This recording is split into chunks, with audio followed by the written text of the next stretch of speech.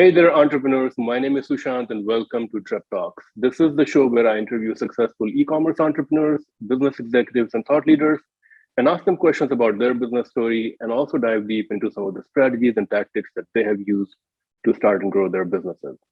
And today, I'm really excited to welcome Maddie Miles to the show. Maddie is the founder of Peace Love Hormones, which is a company that produces herbal nutraceuticals to support women's menstrual health. Other product offerings include a menstrual health app, a podcast, and ebooks. And today I'm going to ask Maddie a few questions about her entrepreneurial journey and some of the strategies and tactics that she has used to start and grow her business.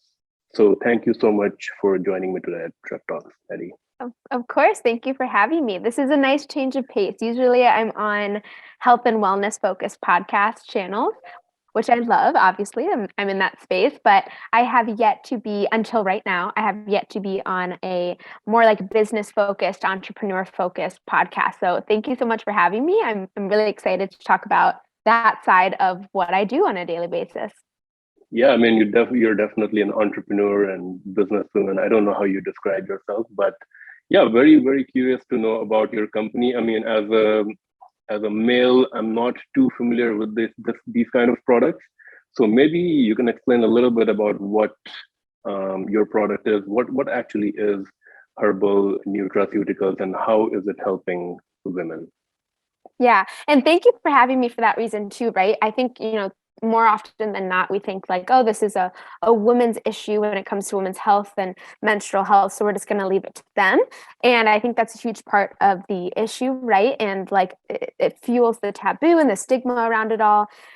So having men be a part of the conversation is really, really massive. Anyone who's followed me on social media or, listens to my own podcast knows that men are very much so part of the equation. So anyway, thank you for not being like afraid of this topic. And you would be surprised at how many men are still very uncomfortable, and even women as well, very uncomfortable talking about something that is a huge part of us. It makes us who we are. It's innate, and it's how all of us come to be, right? Like women need to have, menstrual cycles, they need to ovulate, they need to get pregnant in order for all of us, regardless of your gender or your gender identity. All of us are here because of women in our cycles. So Yeah. my business came to be, I'm a born female. I have all the female reproductive parts. I identify as a woman. I really struggled with my health ever since I was about 8 years old.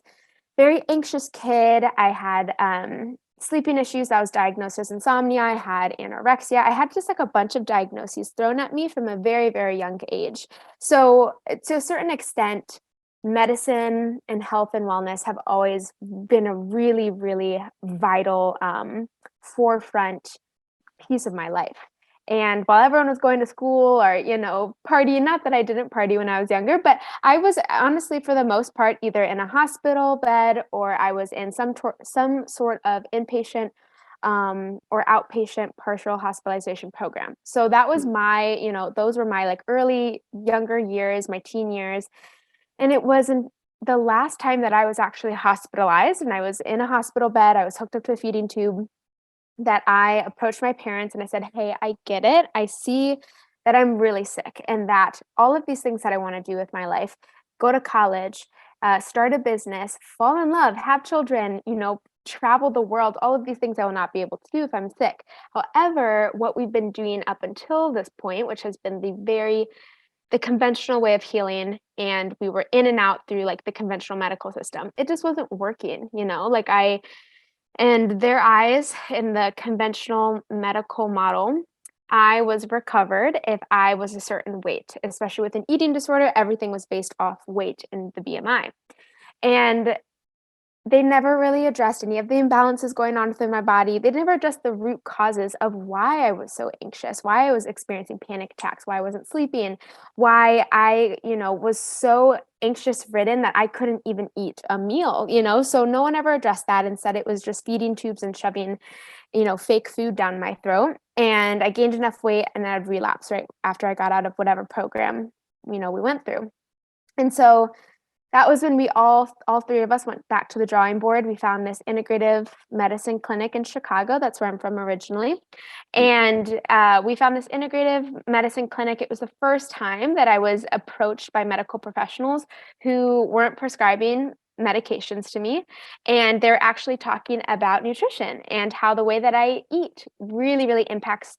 They weren't getting as technical with me at the time. We did down the line, but essentially they're just like, you'll feel happier, calmer, you'll sleep better, all of these things if we just target nutrition first. That's one of the foundations of true health. So, long story short, years and years of healing condensed in just a few minute introduction. I healed my body. I went back to school for nutrition and dietetics, still realized it was very, this like kind of black and white stereotypical Western medical model. And so after graduation, undergrad, I went into an integrative health and medicine program specifically for women. I was really, really passionate about that. I went to school also to be a clinical herbalist. Herbs came into my life around 18 years old when I was suffering with Lyme. I had contracted Lyme disease, was really feeling ill. I was also having a bunch of side effects from the Ambien and the Xanax that I was prescribed for my panic attacks and for my sleep issues at the time. So mm, I, from this integrative medicine clinic in Chicago, they had me on a bunch of different herbal protocols. And that's when I became super passionate about herbs specifically. So, I'm still learning. I've dedicated my life to just forever learning, right? Because, women were left out of all medical and fitness and health research studies until 1993, and we still are very misrepresented in these research studies and in these trials. So, it's still a forever learning process, right? Like I learn something new every single day, and I'm always sharing it to my audience on social media, sharing it within my private wellness practice, sharing it within my podcast. So it's very important to me that, I think it's important that everyone is constantly learning and they always have this curious nature. So, with that, amidst all of this, I was stopping hormonal contraceptive, which I was on for 6 years total. And it was really the last leg to my personal healing journey. So, I had done all of this tremendous work. I had seen this integrative medicine practice in Chicago for 4 years at that point. We did some really monumental work with my health, but I still wasn't sleeping the best. I was still getting panic attacks. And I just thought, the only thing that I'm taking right now that is unnatural and perhaps not suiting my body is this hormonal birth control pill every single mhm, day. And I really wonder how much that's impacting me, shutting off ovulation, shutting down my brain ovary communication, and shutting down my natural hormone production, which we know is needed for, gut health, for your brain health, your neurotransmitter production, everything. mm, It's what makes us who we are. They're these amazing chemical messengers. I was like, well, let's just do some research. Let's see, what the pill is really doing. So I just became totally like obsessed, for lack of better terms, with, just doing all this research. I couldn't stop like listening and reading and talking to other people in the space, talking to other women who I knew. I was still an undergrad at the time. So talking to my friends who were on the IUD or on the pill or whatever it was, and realizing that we all shared something in common. We all felt like shit mm, and we didn't really feel like ourselves. So I that's why I went into like the women's specific program. Everything that I've done to this day is very, very focused on women. Having an integrative medicine background, of course, I know how the body works in general, but we also know, and I know specifically, and I preach this way that the female anatomy and the male anatomy are incredibly different. So I stay in my realm. I stick with women for sure. However, I did just release a second herbal product that can be used by men and women. mhm, Um, but yeah, I stopped hormonal birth control and I didn't have any gynecologist or doctor or practitioner support me in it. It felt like a very scary world. So I was like, I'm just going to become my own. And I'm in school, I'm doing this all to ultimately heal myself and realizing that, so many other women and menstruators, they need me. They need this knowledge. So I did like a total 360 with my social media, which at the time was like just a health and wellness blog. I was posting about delicious recipes and it was travels, kind of just like I don't like the word influencer, but Mm, I think it's got a weird rep now. But essentially, like mhm, I was an influencer, and so I did like a total 360 with my Instagram page and all social media, and was like, we are talking about women's health, about menstrual health, how to safely come off of hormonal contraceptive, why you should consider coming off of hormonal contraceptive, natural ways of preventing pregnancy, all of the things, right? Like this is what we cover. And I had started a podcast, and at the end of every podcast, I would say, until next time, peace, love, hormones. And mhm, so my brand designer, who listened to every single one of my podcast episodes, while we're trying to decide, like, what should we call my business? And she was like, you should call it peace, love, hormones because you always say it. And at first, I actually hated it. I was like, I don't think I like mhm, that. And then I slept on it for a few days, and I was like, you know what? I really do like that. I think it's fun, it's spunky and quirky, but it also like describes like who we are, you know? And yeah, so I have two herbal products right now. One, my first one, Soothe. I started off ordering 100 units of Soothe, and I thought I was going to be able to package up everything myself. I was really scared. I was like, I don't think, this is going to be successful. I mean, this was an herbal remedy that I picked up and started using when I was healing after hormonal contraceptive, because there are horror stories out there.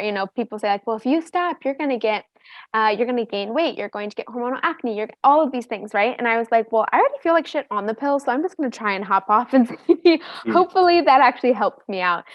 So, I turned to herbs because I've turned to herbs so many times throughout my healing journey, and I was like, I'm going to go back to herbs. And women, and specifically herbs, are the source, truly the source of health and medicine. Like all the OTC medications and everything that we have today, they stem from herbs and how these plants work and the plant constituents. So I knew that they were really powerful. I had seen it myself, and I had seen it in studies.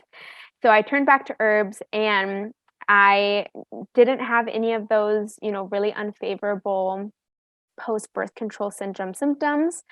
I got my flow back relatively quickly, and I just wanted to share that with people. So I spent a year and a half formulating and testing and working with a team of other herbalists and naturopath doctors across the whole board, right? There's a huge team of us working on this. I was able to get that finished a little bit over a year, started selling it last July. Like I said, ordered 100 units, planned on packaging up everything outside of my own apartment. And very quickly, obviously sold out, and I was so surprised. It was only 100 units, but it felt like a lot to me, and I was like, mm. I already sold out, and like I can't package everything up myself. It's taking up a lot of time. So very quickly, it's actually going to be a year in about 4 days. So July 9th will be exactly a year of selling Soothe. And our most previous order that we just submitted was 10,000 units. So we went from 100 units to ordering 10,000 units within the matter of 11 to 12 months.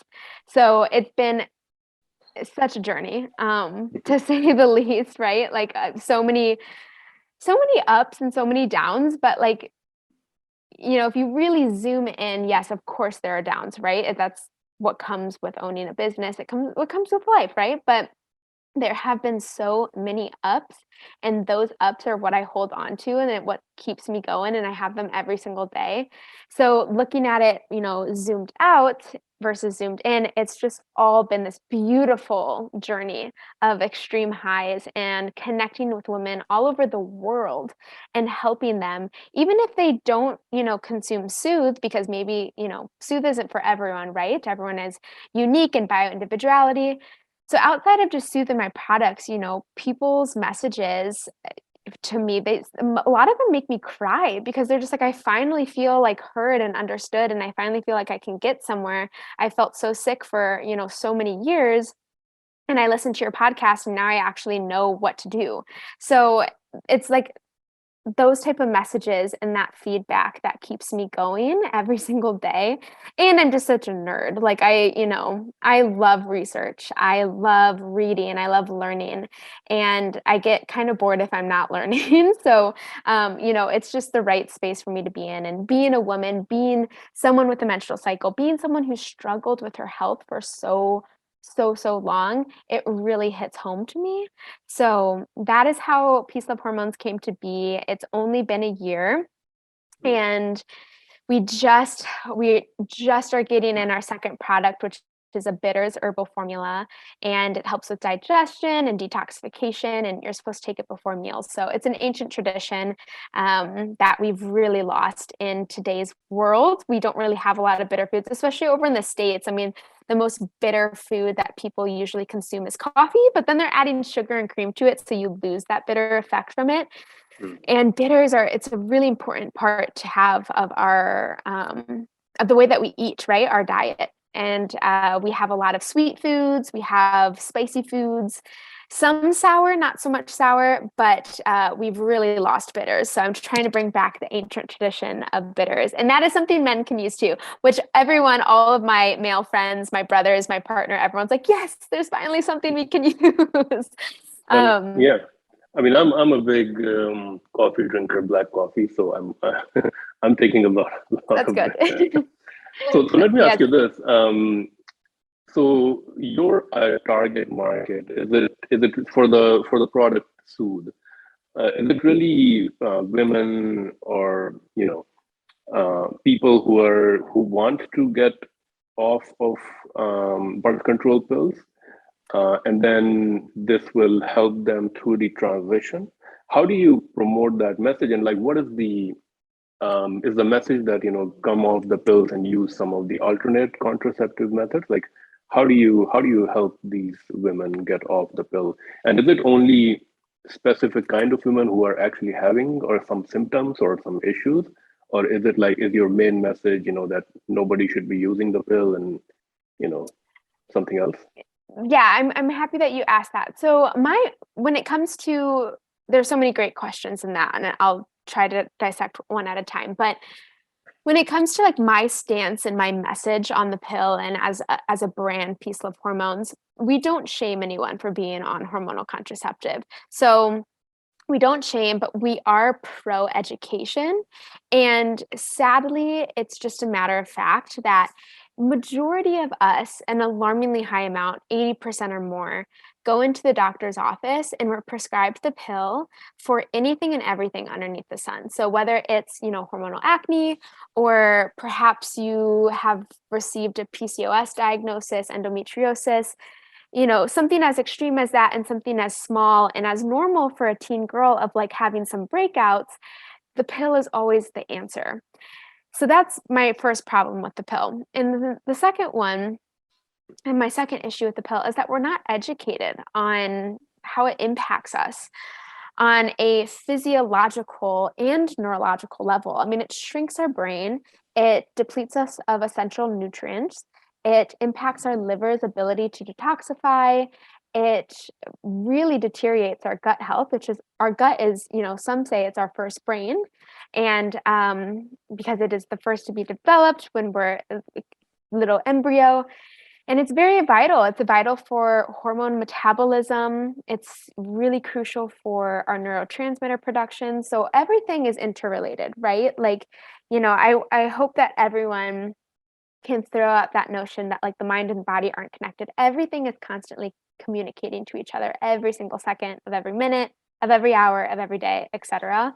So to be prescribed a medication, any medication, whether it is hormonal contraceptive or you name it, and not be educated on what it's doing to you and possible side effects is, I think, just so incredibly wrong. I truly see it as a crime, because many women, including myself, really, really struggle from it. And some women have died. Some women have literally died from being on hormonal contraceptive.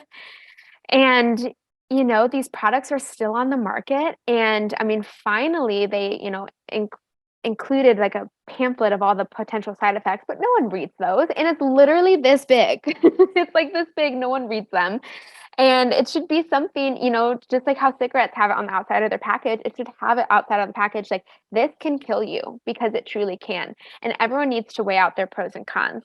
Now, also, a third thing is, a part of being pro education is there is a major issue with our sex education in the United States. Only about 18 states are legally require that their sex education within schools be medically accurate. So that's a huge issue right there too, right? Like young girls and boys are not properly learning about their bodies, about how conception works, and the responsibility of preventing pregnancy and also getting pregnant when a couple is ready to get pregnant, it always falls on the woman.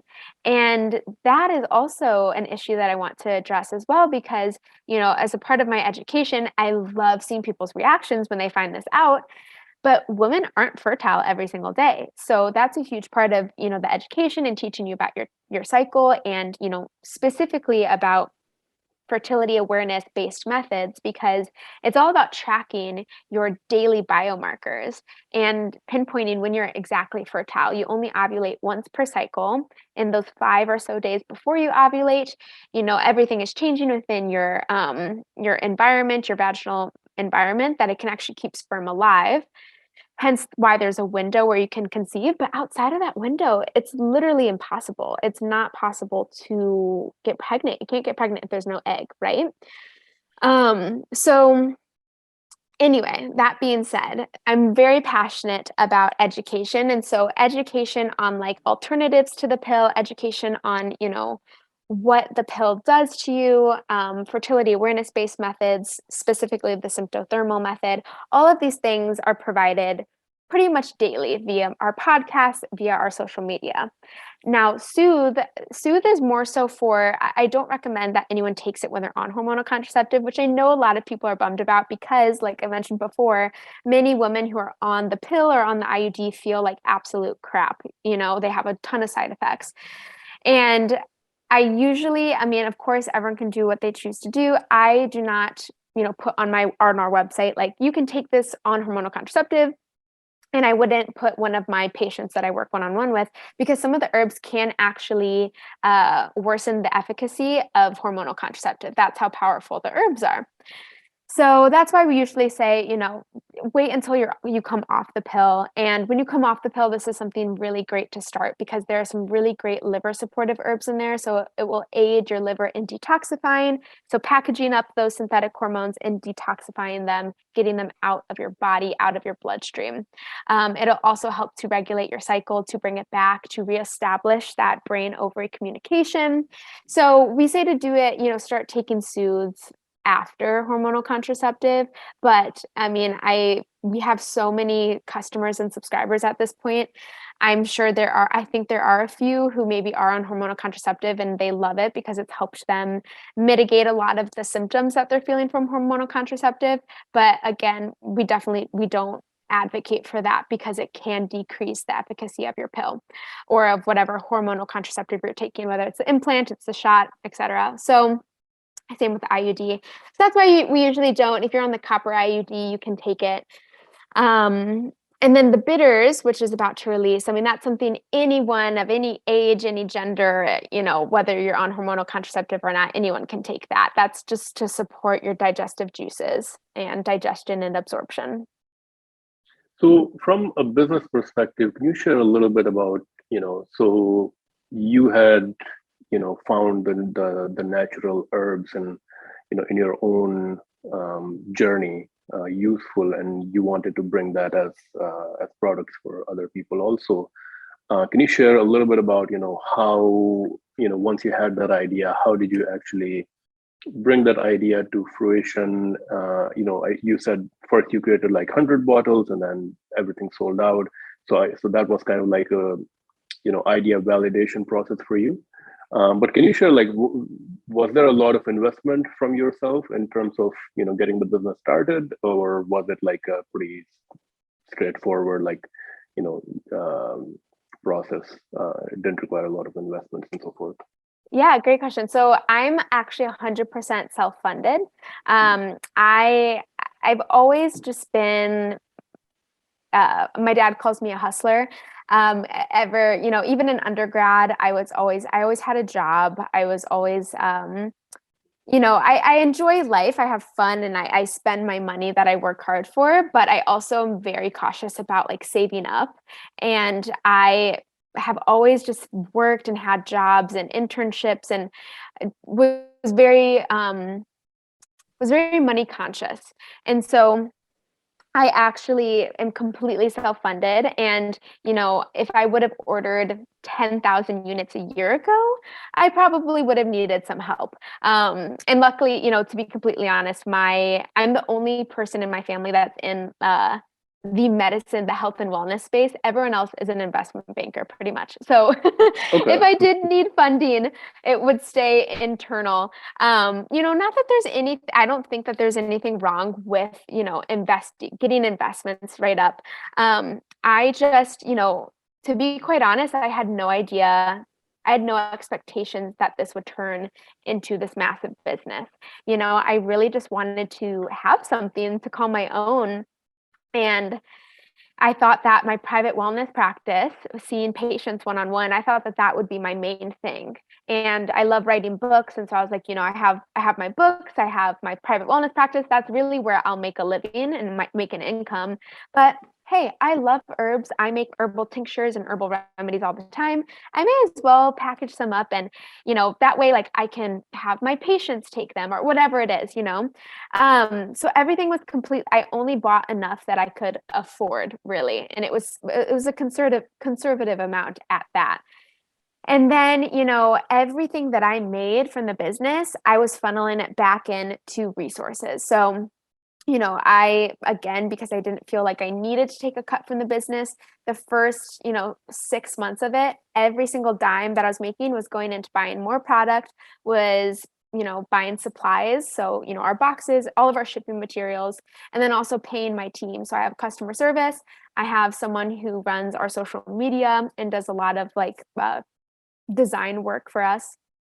I have my bookkeepers and all my accountants, and then I have my actual warehouse who they're shipping everything out for me.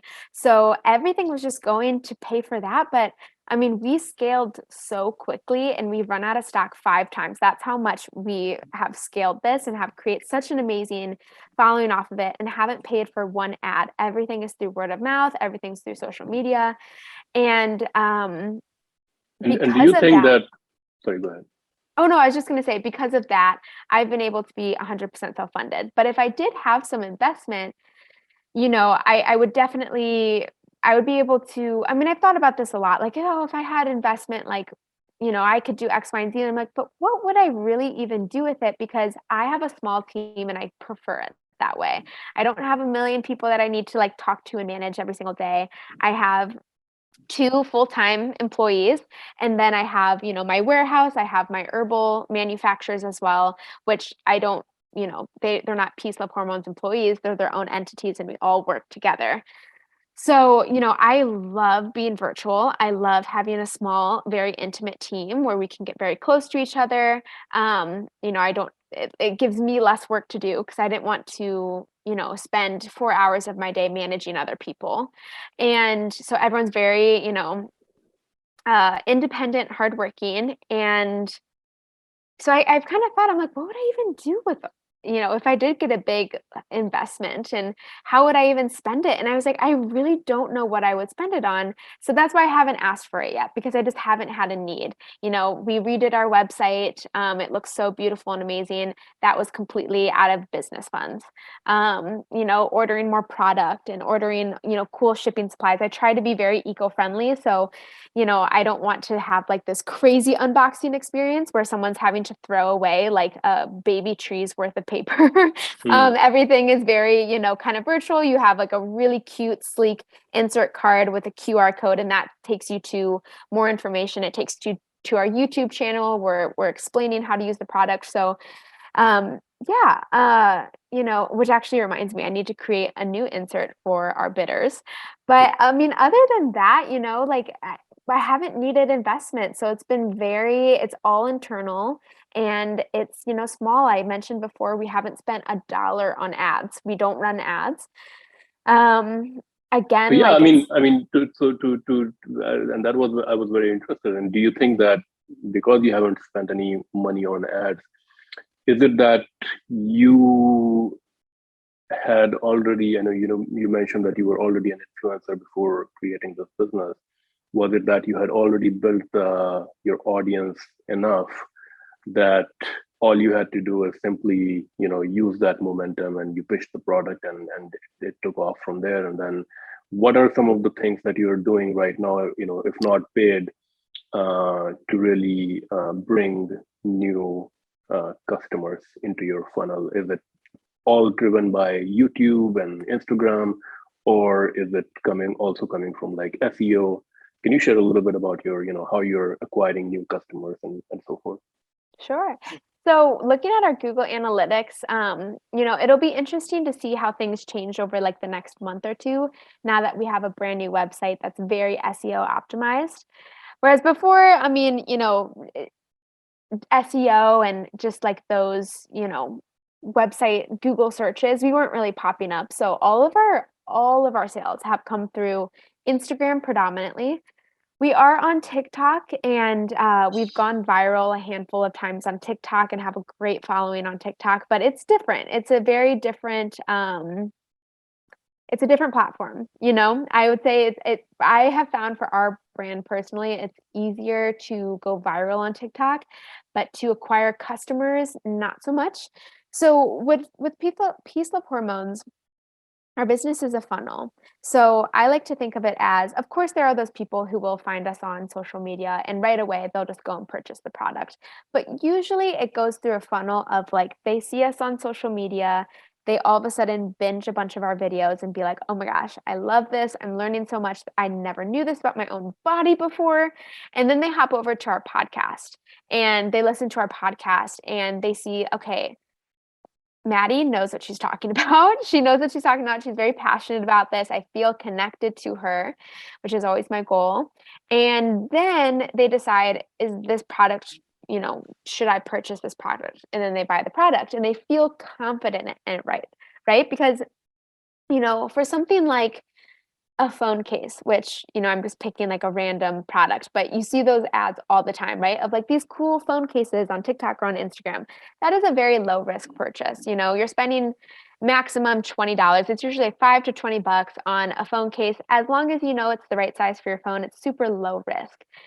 However, when it comes to health and wellness and especially herbal medicine, I would consider that a medium risk, right? Like you want to make sure that it's something that you need, that's something that's going to agree with your body and whatever you're currently dealing with.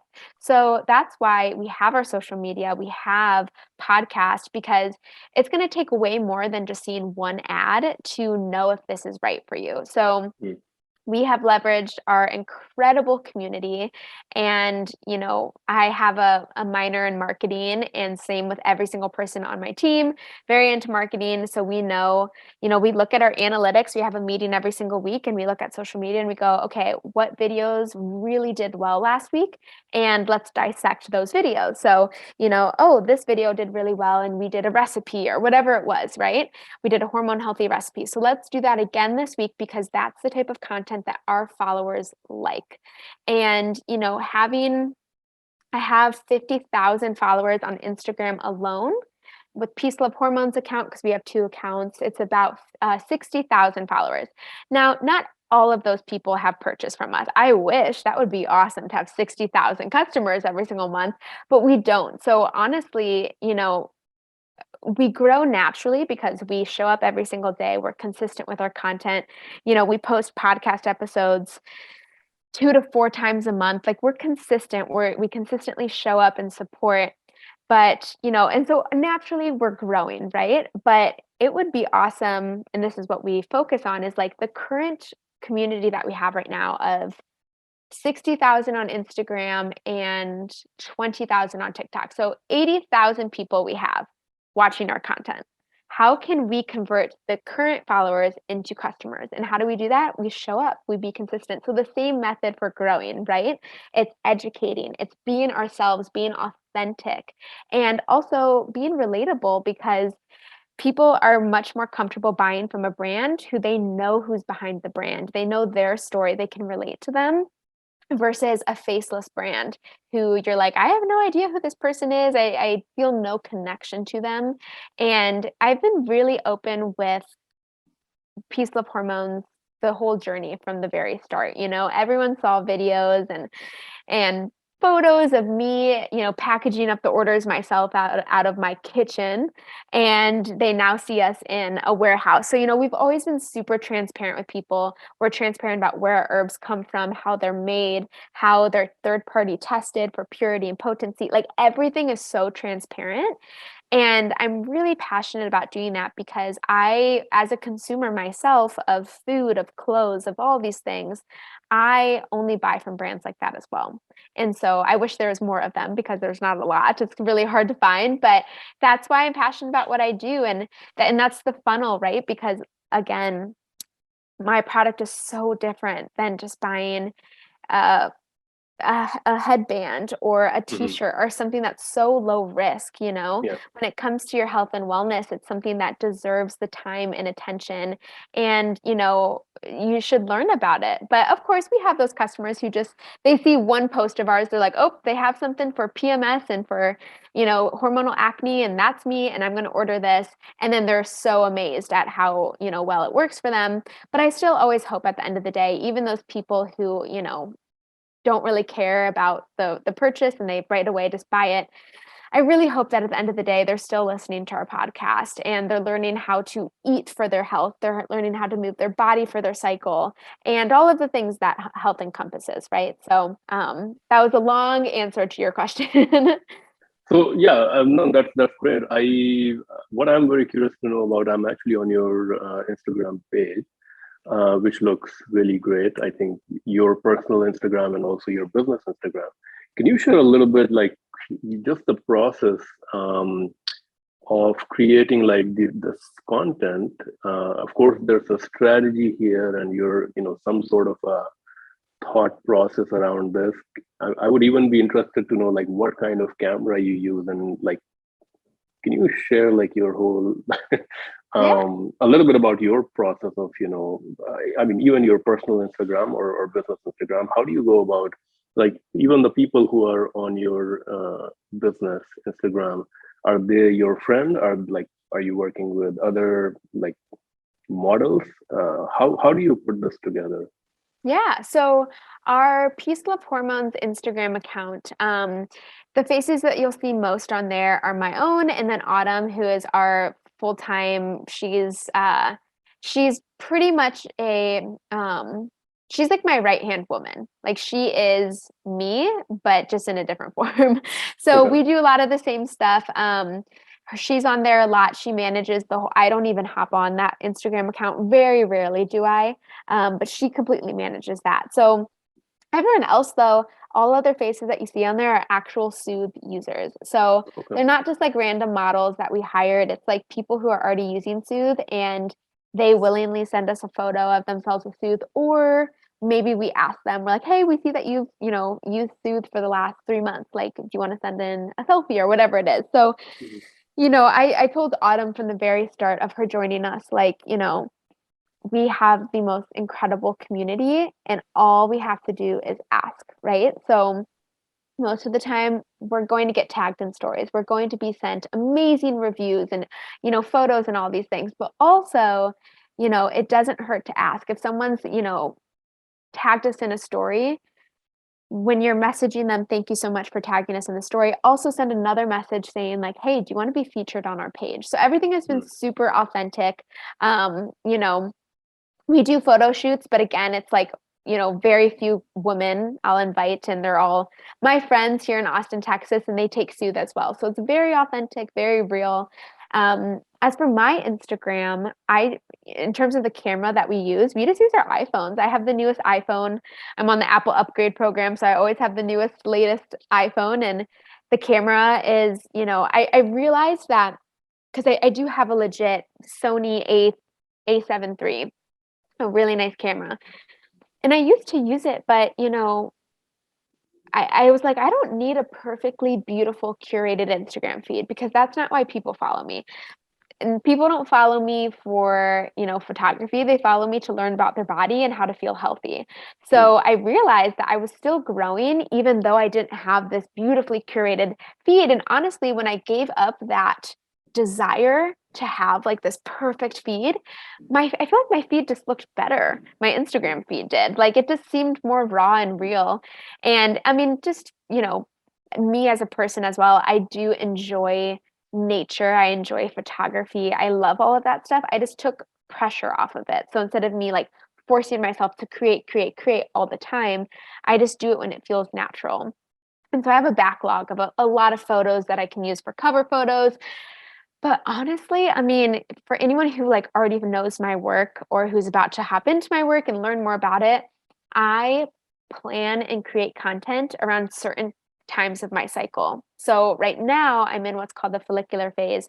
It's, with the way that our brain is structured and activated during this time and our energy levels due to increasing hormones, I feel energized, I feel creative to create content. Now, when I'm at the later parts of my cycle and I don't feel that, I don't create because it feels too forced. So it's this awesome, the female body is just so flippin' incredible, but I optimize the parts of my cycle where I'm feeling extra creative and like I want to be in front of a camera, and I batch create a bunch of content. So, I have a running list on my iPhone notes of different type of topics that I want to talk about. And then, just being on Instagram or TikTok or wherever you are, you notice like trending audios. So honestly, it's become a game for me of like taking a trending audio, no matter what it is, and being like, how can I make this about women's health and menstrual health and periods? So, for me, it comes pretty naturally. I love creating content. I love being up on there. Of course, I need breaks. I don't think anyone should be on social media all the time.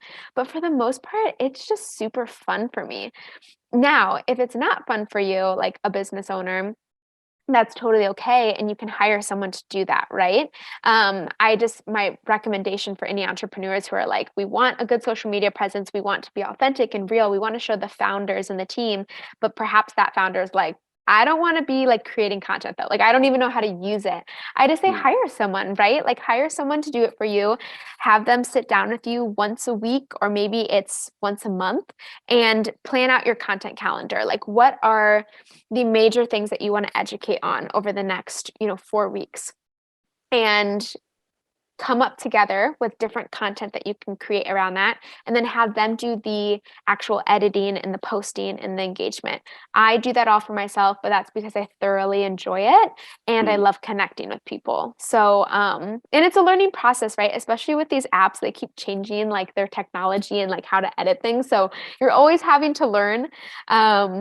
But, like I said, you hire out what is not your area of expertise, and you do what fuels you and what, gets you up out of bed in the morning. And then I truly believe that if you are doing something so in line with who you are as an individual, and, you are really, really only doing what you are like a pro at, then your business will thrive because it's just going to be real. It's not going to be forced. Yeah. So since we're running out of time, I'm going to move on to the rapid fire segment. And in this segment, I'm going to ask you a few quick questions, and you have to answer them maybe one word or one sentence only. Okay, sounds So good. the first one is one book that you would recommend to entrepreneurs or business professionals in 2022. The 4-Hour Workweek. An innovative product or idea in the current e-commerce, retail, or tech landscape that you feel excited about. Sorry, what was that one? It cut out a little bit. Innovative product or idea in current e-commerce, retail, or tech landscape. Herbs. Okay. I'm a herb or homeopath. I'll do homeopath. Okay. A business or productivity tool or software that you would recommend, or a productivity tip. I would say to time block, no matter like what gender you are, just to time block out your day and to work less, but work smarter. So instead of, working an 8-hour day and every, 30 minutes you're picking up your phone and getting distracted by social media or whatever it is, just time block. And then if you are a woman or someone who has a menstrual cycle, optimizing the phases of your cycle for different things. So like I had mentioned earlier, I have so many podcast episodes on this as well. So you can link those up for your listeners if they're interested. Perfect. A startup or business in e-commerce, retail, or tech that you think is currently doing great things. Can you repeat that one more time, please? Another startup or business that you think is Oh, doing great things. I really love Braxley bands, and I'm a little biased because I know the founders and I love them dearly, but they use recycled plastic to make very comfortable, stretchy Apple Watch bands, fanny packs that they have EMF blocking technology in, which is really important for our overall health. And they plant a tree for every band sold. So that is honestly a really it's been a brand that I love their design, I love their creativity and their authenticity, but I also really love and am inspired at how they give back to the planet, because it can be really easy and you see a bunch of CPG online businesses and they're just making a bunch of money and they're not giving back. And that is really sad to me. So I am all for the brands that are sustainable and eco-friendly and giving back to Mother Earth. Cool. A peer entrepreneur or business person whom you look up to, or someone who inspires you? Hmm. Myself in 10 years. Okay. Okay, I don't know. It's so funny, like, this podcast, I'm happy that we're doing this, but I'm happy because my head isn't so much in the business side of things over here. It's much more in like the research and the development. So to be quite honest, I don't read a whole lot of books or listen to podcasts on like business and growth and all of that. I have a team member who does that for us. So you'll have to ask me that the next time and I'll probably have an answer for you. Okay. And the last question, best business advice you ever received or you would give to other entrepreneurs? The hands down the best one that I ever received was to read that 4-Hour Workweek and to adopt those principles, because I was overworking myself and I started to lose that fire and that love that I had for what I did, because it's just natural, right? If you're not sleeping, if your health is sacrificing because you can't make the time to even make yourself a meal because you're working so much, then it's not worth it. At least not to me. So, to hire out people to help me with the work instead of being so stubborn and wanting to do it all myself, like hiring people to help me and working less and having a balance of like, okay, I'm going to again put everything away except for this one thing that I need to do, and I'm going to work at it. Instead of it taking 4 hours, it usually takes an hour if you really just focus on it. So that's my biggest advice to people. I think, we live in this society where a lot of like the big entrepreneurs and very successful people, are like, I never left my office. I slept underneath my desk, right? And I think that's so unhealthy and that is so not good for individuals, but as a society as a whole to have that in your mind. I'm all about health first. And with health, if you're truly healthy and happy, whatever you want to do in terms of travel, family, personal life, business life, it's all going to fall into place if you're taking care of yourself first. Perfect. That definitely makes sense. So those were all the questions that I had for today. I wish I had more time with you, but thank you so much again for sharing your story, sharing your some of the business strategies and tactics.